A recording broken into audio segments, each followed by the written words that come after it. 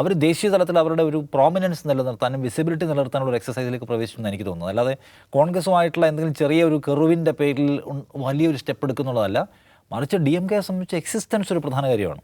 അപ്പോൾ അവർ പൊളിറ്റിക്കൽ എക്സസൈസിൽ ഇടപെടുക, ദേശീയ തലത്തിൽ ഒരു റിബൽ ഉണ്ടാക്കാനുള്ള അല്ലെങ്കിൽ ഒരു ഒരു ഒരു മൂന്നാം മുന്നണി ഉണ്ടാക്കാനുള്ള പ്രോസസ്സിൻ്റെ നെടുനായകത്വം വഹിക്കുക എന്നൊക്കെ പറയുമ്പോൾ ആ പാർട്ടിക്ക് എന്തുണ്ട്, വിസിബിലിറ്റി ഉണ്ടാവുകയാണ്. ആ പാർട്ടി ദേശീയ രാഷ്ട്രീയത്തിലെ ഒരു ആൻറ്റി ബി ജെ പി പണിയെടുക്കുന്ന ഒരു പാർട്ടിയായിട്ട് കൂടുതൽ ശ്രദ്ധിക്കപ്പെടുകയാണ്.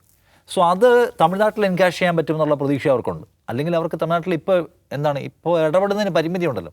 ഇപ്പോൾ വിജയ് സർക്കാർ എന്ന് വെച്ചാൽ ഓൾറെഡി ഒരു ആൻറ്റി ബി ജെ പി നിലപാട് പ്രഖ്യാപിച്ചിട്ടുണ്ട്. അതിന് തുടക്കമാണ്. അത് കുറേ ഫ്രീബീസ് പരിപാടികളിലേക്ക് കടന്നിരിക്കുന്നു. വിജയ്ക്കാവട്ടെ വലിയ സ്വീകാര്യതയുണ്ട്. സോ വിജയെ എതിർത്ത് ഒരു നേട്ടമുണ്ടാക്കാൻ അടുത്ത ലോക്സഭാ തെരഞ്ഞെടുപ്പ് വരാൻ പോവാണല്ലോ. അപ്പോൾ അതിലേക്ക് ടൈം എടുക്കുന്നതിന് മുമ്പ് അവർ ദേശീയ രാഷ്ട്രീയത്തിൽ പണിയെടുത്ത് അവരുടെ ഒരു നേട്ടം എങ്ങനെ ബിൽഡ് ചെയ്യാൻ കഴിയുമെന്ന് പ്ലാൻ ഉണ്ടാക്കുകയാണെന്നാണ് എനിക്ക് തോന്നുന്നത്. നേരത്തെ അജിംസ് പറഞ്ഞ പോലെ മൂന്നാം മുന്നണി ഉണ്ടാക്കുക വെച്ചാൽ ബി ജെ പിയെ സംബന്ധിച്ച് ഇതൊരു സ്പ്ലിറ്റാണ്. അപ്പോൾ അവർക്ക് ഗുണമാണെങ്കിൽ കൂടിയും സാധ്യത ഉണ്ടോ എന്ന് ചോദിച്ചാൽ കോൺഗ്രസുമായി അസോസിയേറ്റ് ചെയ്യുമ്പോൾ, ഇപ്പം ഡി എം കെ ആയിട്ട് അസോസിയേറ്റ് ചെയ്യും കോൺഗ്രസുമായിട്ട് അസോസിയേറ്റ് ചെയ്യുമ്പോഴുള്ള വ്യത്യാസം എന്ന് വെച്ചാൽ കോൺഗ്രസും ഒരു പാൻ ഇന്ത്യൻ പാർട്ടിയാണ്, ഹിന്ദി പാർട്ടിയാണ്. ഈ പറയുന്ന RJD ആയാലും അല്ലെങ്കിൽ സമാജ്വാദി പാർട്ടി ആയാലും ഒക്കെ അവർക്ക് ഇവരുമായിട്ട് സഖ്യം ഉണ്ടാക്കുമ്പോൾ സീറ്റ് ഷെയർ വേണ്ടി വരില്ലേ?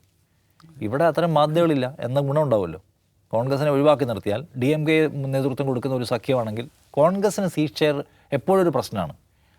അതിൻ്റെ ഒന്നുകിൽ അത് വിജയിക്കുന്ന സീറ്റുകൾ ഇവർ പണിയെടുത്ത് വിജയിപ്പിക്കേണ്ടി വരും. അതിന് തന്നെത്താനെ വിജയിക്കാൻ കഴിയില്ല. അതിൻ്റെ പെർഫോമൻസ് ഇഷ്യൂ നമുക്കറിയാവുന്നതാണ് ഹിന്ദി ഹാർട്ട്ലാൻഡിൽ. അപ്പോൾ അതുകൊണ്ട് കോൺഗ്രസിനെ അങ്ങോട്ട് മാറ്റി നിർത്തിയാൽ വേണമെങ്കിൽ പരമാവധി സീറ്റിൽ നമുക്ക് മത്സരിക്കാൻ കഴിയും, അവരുമായിട്ടുള്ള സീറ്റ് തർക്കങ്ങൾ ഒഴിവാക്കാൻ കഴിയും പോലെയുള്ള സംഗതികൾ പോസിറ്റീവായി ആലോചിക്കാവുന്ന ഒന്നാണ്. പക്ഷേ അതിനെ ഒരു വൈഡ് ആംഗിളിൽ പരിശോധിക്കുകയാണെങ്കിൽ പ്രത്യേകിച്ച് ഗുണമൊന്നുമില്ല. ആത്യന്തികമായി ബി ജെ പിക്ക് നേട്ടം ഉണ്ടാക്കാൻ മാത്രമേ അത് പറ്റുള്ളൂ എന്നുള്ളതുകൊണ്ട്. അതുമാത്രമല്ല, ഇപ്പോൾ പുതിയ ഡെവലപ്മെൻറ്റ് ദീദിയെ സോണിയാഗാന്ധി വിളിച്ച് കോൺഗ്രസിൽ ലയിക്കാൻ ഉള്ള സജഷൻ മുന്നോട്ട് വെച്ചിരിക്കുകയാണ്. കോൺഗ്രസ് വൈസ് പ്രസിഡന്റ് സ്ഥാനം അവർക്ക് ഓഫർ ചെയ്തിരിക്കുന്നു.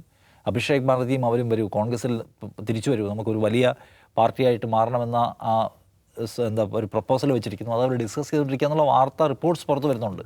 കാരണം TMCയെ സംബന്ധിച്ച് അവർ ഭയങ്കര വീക്കായല്ലോ, പഴയ ഒരു പ്രതാപം അവർക്കില്ല, അവരാകെപ്പാടെ കുഴഞ്ഞു മറിഞ്ഞ് കിടക്കുകയാണ്. സോ അതുകൊണ്ട് അത് എളുപ്പമാണെന്ന് എനിക്ക് തോന്നുന്നില്ല.